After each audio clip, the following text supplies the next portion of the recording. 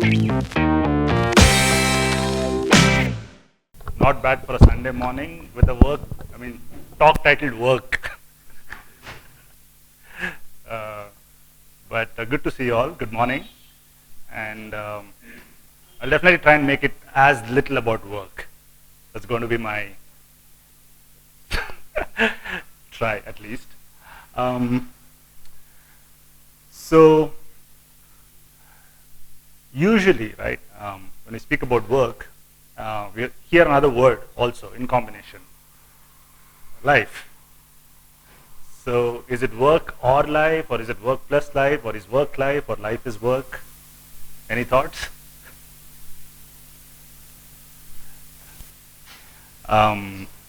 So I've always found it very hard to make a very clear distinction between work and life, predominantly because this is how I work. And that was not by design. It was an accident. I was filming, and it was a wide-angle lens, and I had no clue how close they were. And suddenly,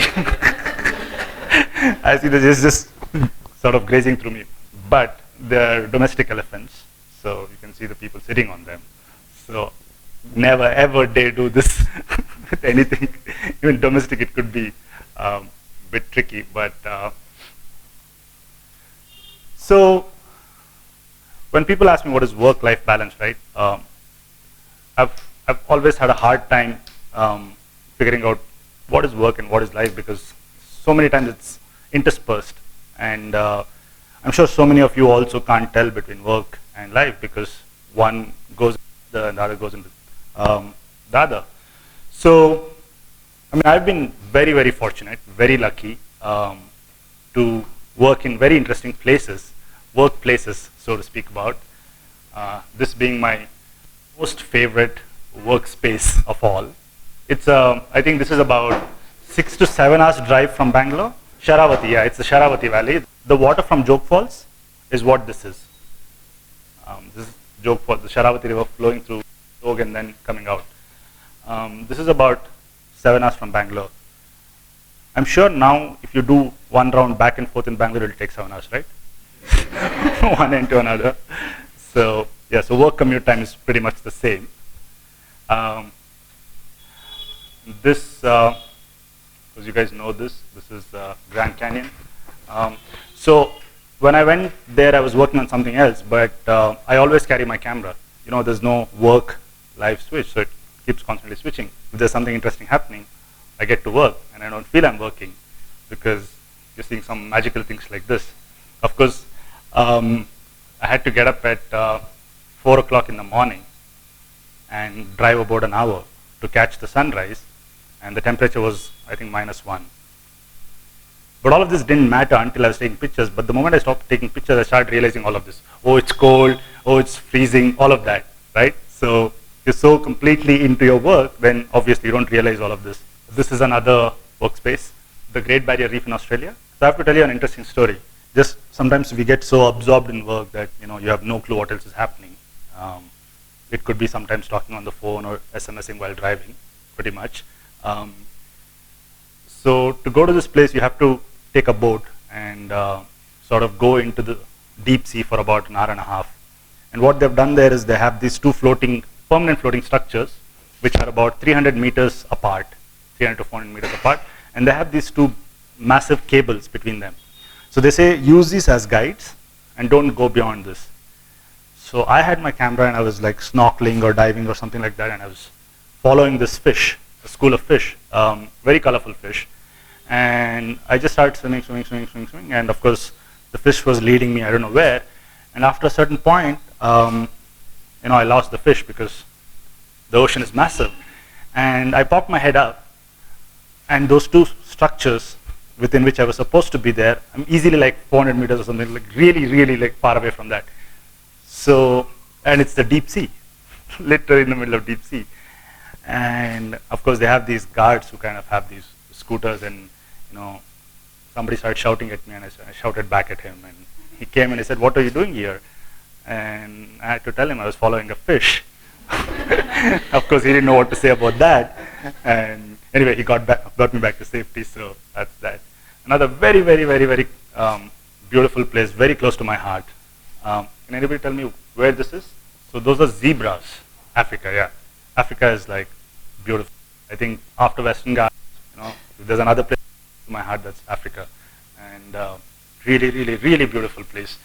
And the mornings are just gorgeous. Just people would always ask me, hey, what are the animals you saw? Because when you go there, you see like tons of animals. Like unlike our South Indian forest, where you have to travel. I mean, you go on, how many safaris to see, like 4 spotted deers, right? So it's a different kind of fun. So I just told them that I mostly enjoyed the light there. You see animals, but very special place. So talking about work, this was my first workspace. So I used to work at Amazon back then, and like all the other 4, this was also a workspace for me. But the thing is, I loved this as much as I loved those when I was doing it. I completely was like, I was stuck in office for like sometimes 36 hours, not knowing it was 36 hours, because we were doing something interesting and writing something interesting or solving some problem which was interesting. So what I'm saying is, it's not just wildlife photography as work, which I've enjoyed or which I've had the fortunate of being there, but also this. Back in 2000, I think 3. Any of you programmers here? Okay, we've got like 2 people. Wow, that's odd. Am I in the right city? So back in 2003, when Linux and open source and programming were all at its peak. I mean, they were just starting out. We were organizing Linux Bangalores and free open source conferences, doing code marathons, working with startups. So all of that was as exciting. And even to this day, when I think about it, it's as exciting in a different way, in a different realm. So the point is, I keep saying this to people often, the process of doing whatever you're doing, and that being a reward itself, I think is the most important thing. And so pretty much this is my theme of the talk. And I'm just going to give you some examples as to how, if this becomes the mantra, the amount of things you can, the things that come your way, or the kind of things that you're able to do is just phenomenal. It's just mind-blowingly phenomenal. I started taking pictures for joy because I just love taking pictures. There was no real reason behind it. It was not like I had to post it on Facebook because there was no Facebook back then. It was not like I had to get likes. There's nothing behind it. It was just purely because I just wanted to take pictures. I went to the forest, and whenever I would go into the forest, I would see something, and I had this urge to just capture it. Basically, my funda was, you spend the weekend doing photography, and obviously what do you do? Because I had to come and work. So you can relive those moments looking at those pictures or processing them, right? So it was basically trying to extend that little bit, like trying to hack that and extend that joy a little bit. So, and I was just taking these pictures, and one of the very first pictures I took was in this place. This is a very favorite place, and it's a forest about 4 hours from here. Any guesses?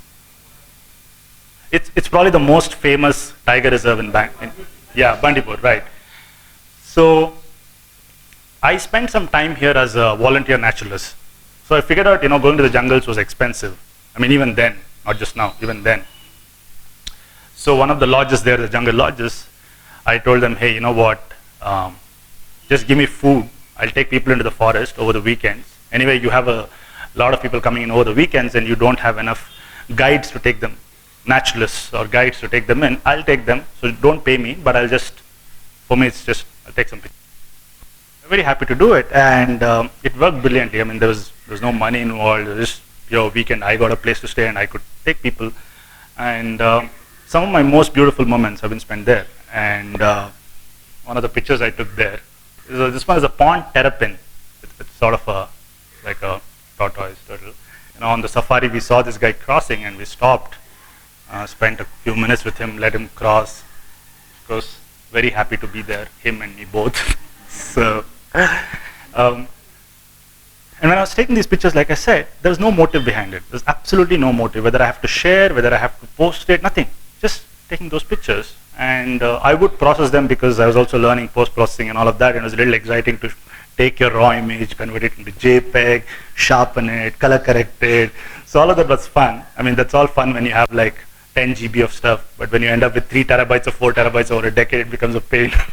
So I've been telling people that, guys, try to take a picture pretty much the way you want it to look like, because you are not going to have time to post-process anymore, because the amount of photographs people are taking on an average now is so high, because the cards are 32 gigabytes, 64 gigabytes.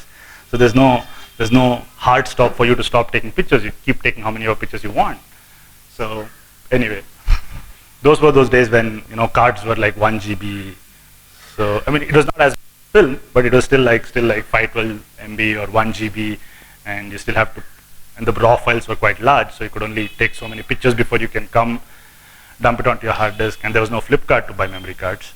So anyway, it's called a bush frog, because the small little frogs, which are about this big, about 2 centimeters, 3 centimeters, and they sit on leaves, and they're found mostly in the rainforest.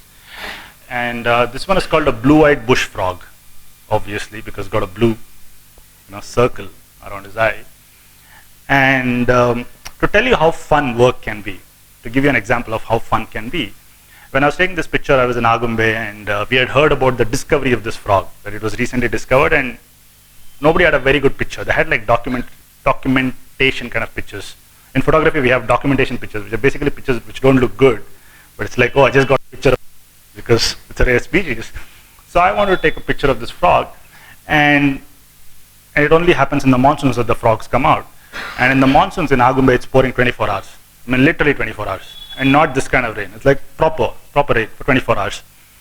And the rain peaks in the night. And the frogs these frogs usually come out in the night. So you're walking through thick rainforest in the night with one guy holding an umbrella, one guy holding a camera, and some light in the middle of all this, going through slush and leeches and snakes and whatnot. And of course, water sometimes this deep. And leeches crawling constantly. I mean, morning at least you can see how many leeches, night how many leeches. Just got to like feel, oh, I'm feeling something, I want to pluck. So I have enough leech bite. So part of work. So we did that for about 4 days before we could actually find him. The way you go and look for a frog is that they have these vocal sacs. Have you seen those bulging vocal sacs they have? And they're like 360 sort of degree surround speakers. So when they throw sound at you, it sounds like it comes from anywhere around, but it's very hard to pinpoint where these frogs are. And you're trying to track them mostly by hearing, because you can't see them. Or you have to like look at each plant and shine the light on different leaves, because they could be sitting in this direction. So after 4 continuous nights of searching, starting at 8 till about 12, in all these conditions, we found the frog. But the search was as much fun as finding the frog itself. The fun part was actually coming back after these 4 or 5 hours and getting into your dry clothes. So that was the job. So it's interesting, because even if I had not found the frog, that would still remain one of the most memorable experiences ever. Just going and searching for these things, right? This picture, can you tell me where this is taken? This is Goa. Who goes to Goa and takes pictures? Like my friends were like, dude, why are you carrying a camera to Goa? I'm like, even I don't know why I'm carrying, but let it be there. It's the car that's carrying. But this is called the Anjanam Dam. It's in the Chorla Ghat. And we were just driving, and this was just during the monsoon season, and the monsoon clouds were just coming in from the ocean, and happened to just get this shot. So, you can work in Goa too. So, I think I'm blurring those lines, right? It's just very blurry, right? What is work? What is life? It just gets blurred at some point. To just give you an example of how, when you really love your work, for whatever it's worth, some really magical things can come out. So the 3 people sitting and I'm filming. So this is Abhimanyu. He's a software engineer. This is Vijay Mohanraj. He's a forest officer, and he's a guard, forest guard. This was during a project called Huli, How to Save the Tiger. We made a small film, about 8 minutes, on the use of technology in the forest. So this forest officer friend of mine, very savvy guy and really loves his work, unlike most bureaucrats that you see, not sitting behind the desks, like always in the field, working constantly, really wants to do something, really loves his job. And though he had the option of, and he is one of those very few guys who took up the forest service because he wanted to be in the forest service, not because he thought it's a good job. You know what I'm saying? It's not like because, oh, I'll get the power. So he came up with the idea to develop a software so that he could track the forest guards doing beats. Because right now, until the software was written, there was no clear way of telling how many forest guards did go out on their beats, and did they actually go out on their beats? Did they actually patrol the area? There was no way of telling. So he came up with an idea that if we had a software, if we had some way to track it, irrespective of where I'm sitting, if it's a 600 square kilometer jungle and there are like 60 people going on beats, I can still have some way of understanding where they're going or what are the areas they're traveling. So Abhimanyu is another forest sort of wildlife enthusiast who's a software engineer, and he said, hey, you know what? I know how to write code, and I can help you build this. So between both of them, right, with his idea and his execution abilities, they built a beautiful software, which essentially what it does is, these guys, when they go on the morning safari, morning beats, they take this GPS with them, and the GPS tracks their whole path, and then they have annotate or write down if they see something special, and they come back in the night into anti-poaching camps right in the middle of the jungle, where they have signal boosters and stuff like that and laptops, where they send the data every night. So irrespective of where you are, you can access that whole data because it's all online right now. So I found this idea really interesting and exciting, and I said, hey, you know what? We need to make a film about it. Let's do something about it because it's a very interesting concept. So I'll tell you how it worked, right? So he initiated the process to get the software out. He built the software just purely out of interest, and I made a film, and the film was very useful in showing it to stakeholders, basically bureaucrats and top officials, as to how the software works. Because if you give them a 30-page report, mostly people are not going to see it. But the moment they saw this 8-minute video, all of them understood how cool this technology is. And then it went on to win multiple awards. That technology went on to win multiple awards, and it's now being sort of deployed in different places across the country. So it's brilliant when people do things just cross domains, because if you see this picture, right, like there's somebody who's doing the filming bit, there's somebody who's the bureaucratic head who has the power to allow us to do it, then there's a technology guy who's helping with technology, and then there's a forest guard who's actually taking this whole thing and executing on the field, right? So that's the story here. Collaborations in work. That was a very, that was like we knew each of us, and that's how that collaboration worked. And these are tree ferns in Tasmania, in Australia, right? This is a forest called the Tarkine rainforest. It's the second largest cool temperate rainforest in the world, and the largest in the southern hemisphere. So the reason I'm showing this picture is that this is another example of another collaboration, but not a local collaboration, but how you can collaborate on the internet or with using your mediums. So I was going to Australia, part of a conference, and one of my friends said, hey, you know what, since you're into wildlife, you should meet my friend who runs a wildlife sanctuary in Tasmania. Basically, they rescue animals which have been hit by vehicles or something like that, and they rescue, and they've made a little sanctuary, like it's sort of like a zoo, but they take care of them and you can go and visit them. So he connected both of us, and I just showed him the video of the how to save the tiger video, and said, hey, this is the recent project that we completed. He got so excited, he said, hey, can you come and do something here? I said, do what? He said, I don't know, we can do anything, because I'm starting this trekking in this place called Tarkine, which is super rare and exotic, and we want to start eco-friendly activities there, like trekking and stuff like that, so that it's not taken over by mining lobbies. We want to prove that there's enough case for ecologically sustained job opportunities, and you don't have to do mining to get jobs. So I said, fine. He said, what does it take you? Like what? How much should you pay you and all that? I said, nothing, just feed me when I'm there. And I just happened to go there, and we did a video, spent some 3 days in this incredible forest, and came out with the video. It's online on our website. I can give you a link, you can see it. The point is, collaborations in work are possible not just locally, it can just happen anywhere, as long as all of you are doing it organically and really love what you do. This is river turns. So we made a movie on the river turns. We spent 6 months in one of the most beautiful lodges in Karnataka called the River Turn Lodge. It sits on the backwater, and thousands of these birds come in summers to roost. And so what is happening is, the male, of course, to woo the female here, has got a fish. See, in that whole clump, the female knows the fish is for me. Interesting, right? So, got to see a lot of behavior, feeding, courtship, fighting, ego battles, everything. Everything that you see in the human world, got to see it there. Amazing fishing skills. Amazing fishing skills.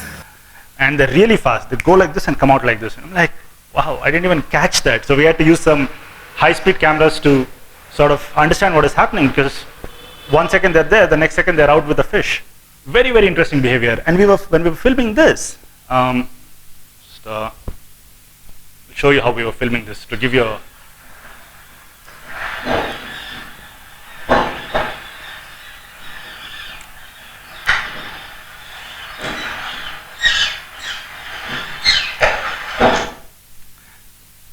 So the call is of the river turns. We didn't have permission to land on the island. Okay, so we had to sit in the boat and film. Now, how can you film within a boat? Because it keeps shaking. So we said, you know what? We don't have to go on the island. The tripod can be in the water. So sort of a hack, because otherwise there was no way of filming. And you see, it's pouring. I mean, it's pouring, and there's like heavy winds. So, I mean, we are looking like we are wearing rain jackets, but it didn't help. So every day we would go back, and the clothes would be wet. So we would start filming at 7 in the morning, and we would film till about 8 in the morning till about 1. We would go back for lunch, take the wet clothes out, put dry clothes on, eat lunch, and then again wear the wet clothes back and come out. But it was still fun. When I think about it, we were still enjoying it, because they were solving some problem. You would get winds from this side, but it would have a lot of vibrations in the video. So what do you have to do? So there's another guy holding another umbrella on the other side, right? See that? I think me or somebody, I don't know. So that the wind doesn't affect the filming. So you're doing innovation right there, sitting on a boat in rains, and the waves also are quite heavy. I mean, you don't see it like that, but considering you've all seen how powerful water is with all these videos being shared of rains, right? So very hard. But each of those days, when I look back, I know what shot I got. And you can relive those moments. They're very interesting. And when I was pulling all this stuff over the last couple of days for the slide deck, I was like, damn, I miss those days. So when I started filming, when I did a shift from photography to filming, I wanted to learn filming. So I spent a lot of time in Agumbe and the Western Ghats just filming. I had no clue what I'll use this footage for. And we were just shooting, just for the fun of shooting. I'm sure some of you make short films, right? Like when you started doing short films, you did it because you were enjoying, you didn't know who's going to watch it. And we came up with a lot of footage. I mean, I built a lot of footage over that period, because I was thinking I'll do something else with it, but which I never ended up doing. I wanted to do some sort of a thing which I never ended up doing. But one day, I met a friend, I met Ricky Cage, another music director, through another friend, and we just got talking, and he said, what do you do? I said, I do wildlife stuff, and he said, oh, I do music. And he said, what do you shoot? He said, do you shoot film? I said, yeah, I do shoot film. He said, can I see it? And I showed him some of the raw footage that I had shot, and he's like, is this in India? I said, yeah, it's right in Karnataka, and he wouldn't just believe. And he said, you know what, let's do something, because people in Karnataka don't know that we have so much wealth, and we've not celebrated enough. So let's put up a video together which we can celebrate, the natural heritage of our state. And it was just like that, it's just organic. I went back, shot a bunch of stuff, and then we put together the video. He had already composed a song, and he cut it down for the videos, he re-edited the song, And eventually we did this music video, and all the television channels picked up, and we had 1 million views in about 3 days on local television channels, which is big, like, right? Because it's like you're reaching pretty much the whole state when you go through local channels. And on YouTube and all that, we got like multiple hits, and considering it's in Kannada, people, the number of people who understand Kannada who are online is very limited. We still could manage about, I think, close to, more than 1 lakh views, because a lot of people would download and upload it on their own YouTube channels. So we figured out that it's being shared elsewhere, and so that became a big hit. And about 6-8 months ago, he won a Grammy, and we got speaking again. I said, hey, I have a lot more footage. I think we need to do another version of it, because people keep saying, hey, it's only 2 minutes, it's so short. So we decided to do a 3.5-minute version. And why I'm telling you this is, when I shot the footage, I had no clue where it would go. But I just shot it because I just loved shooting. And the content found its own path, and it's come out like this right now. So I'll just play you the extended version right now to sort of show you like what we did.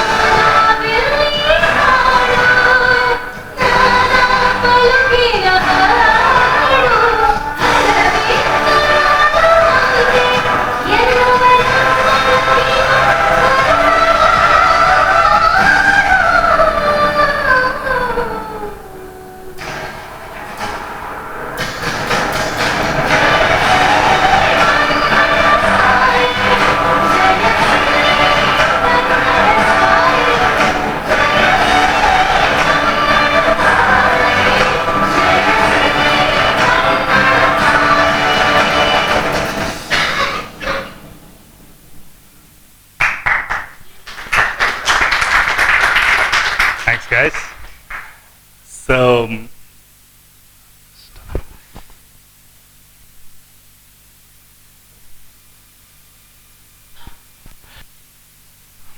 So, of course, all this happened, and of course, Ricky became famous because he got the Grammy, and the Prime Minister invited him to meet, and he went and showed him this video, and the Prime Minister looks at it and says, hey, you know what, we need to make a national anthem like this.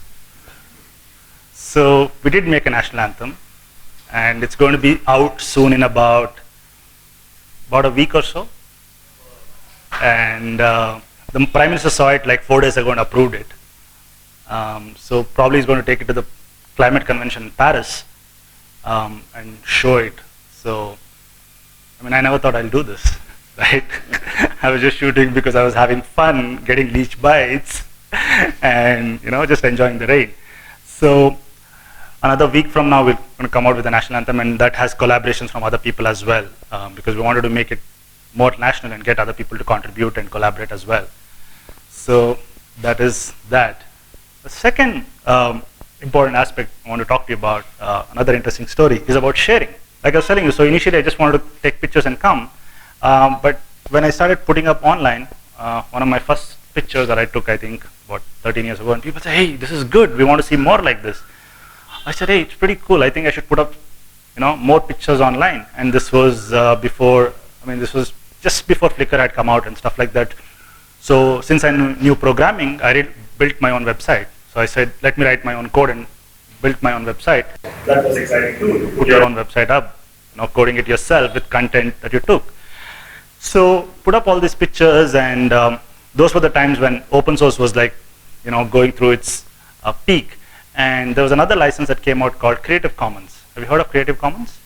It's basically letting your work free of cost for all mostly non-commercial purposes. It's like the opposite of copyright, saying, you don't even have to ask me for my permission. You can take my stuff and use it for non-commercial purposes. So I just put all of my content, which is on my website, on Creative Commons. And one day I went to take pictures of this freshwater jellyfish that you saw in the video. It's like this translucent kind of a thing. Somebody said they've spotted it, and it's very rare because I had not seen any pictures of the freshwater jellyfish. So I got excited, took some pictures, came back and spoke to a bunch of experts, and nobody knew enough information about it because it was all like, they had no clue. I mean, because it was so new, nobody had done any research on it. So I said, let me just tag it with its scientific name and put it online. And I put it online. And after 3 years, another friend called up and said, hey, we've spotted it near Hassan. Do you want to come and take pictures? I said, sure. And that's just the night before I left to Hassan, I was Googling and trying to see if I can find any more information about this species. And I found a research paper which has been published, which had all the information, and the pictures were mine. And they're credited my pictures, saying, we found these pictures here, pictures create Amoghavarsha. So what I'm saying is, I had not even any clue that they had taken this content to actually publish a research material, but since it was on Creative Commons, they could just pick it up and use. So not knowing that somebody was researching, and the researcher not knowing that somebody was taking pictures, because I'm good at taking pictures and they're probably good at researching, we could collaborate without knowing, right, and come out with the body of material. So I keep saying this all the time, that if you have good content, share it, because I've also made money by sharing and giving stuff for free. Sitting on the hard disk is not going to help anyone, right? So that's a quick story about sharing. And the final thing I want to talk to you about is your work, right? Whatever work you do, it's like an organism. It has its own life, right? And this is something that I've realized over time. With the state anthem or the national anthem, you put the content out, and I know people are sharing it on WhatsApp now, right? So it's going on WhatsApp. So you don't have any sort of, how do I say, clue about what all it can do by itself, because the work itself becomes an organism. Think about open source programs like Linux. Somebody wrote Linux, long back, Linus Torvalds, and today, like, everyone is using Linux. He had no clue Linux will become what it is becoming, and other people are developing over it. It's not just him. People have taken the software and rewritten and made different versions. The Mac came out of it. Multiple things have happened. So if you look at open source software, or if you look at Creative Commons art as well, people can take it and have their own expressions on it, because then it becomes its own organism. And a brilliant example about this, which is making it open source, just unleashes a new wave, and the life of your content or life of your work can get extended in multiple ways. So when we did this film on Kali, the river Kali, I don't know if any of you watched it, some of the most beautiful places we saw Um, see that hamlet there? It's like 30 kilometers from any of the closest motorable road, and very close to the place where the river Kali originates. And when we went to film this story, I mean, when we went to film the river, we found more interesting things, right? You know, we found the story of this grandmother who's 100 years old, and she has her own story because she's hardly stepped out of that village. And when we started building that story, you realized we went to do a wildlife film, but we ended up doing a human, wildlife, biodiversity, water, all of that are so connected that we realized, and we came out with a movie called Kali. And so again, Ricky saw this and I said, hey, this is really cool. Can I make a music video out of it? I said, sure. What do you want? He said, nothing. I said, yeah, then go ahead and do it. And I was traveling, I was not even in Bangalore for the last 2 months. And he just took the film. He composed a piece of music by himself and got it edited by another editor and wrote to me saying, hey, this is how we've edited, what do you think? And I said, hey, you know, these are the things that can get changed. And over email, over I think 4 emails, we got a music video done. And we've still not published it anywhere yet because we still don't know what is the right place to publish it, and we've not figured out a plan of where this music video will go. But I had never thought that Kali, the film, will become a music video. This is what I'd like to sort of end with. That when you do something because you enjoy the journey itself, and even if you don't reach your goal, you at least enjoy the journey. But if you just focus on the goal and you don't enjoy your journey, you don't get to the goal, you don't have the journey either. So that's the only thing that I've always kept in mind when I'm doing something, whatever it is, whatever kind of work it is, that I'm enjoying this process of doing it, right? And when you do it just for that pure purpose, a lot of things can happen, and these are just some examples of what all can happen. And none of them were planned, right? So it's pretty much what I'd like to summarize with. Thank you, guys.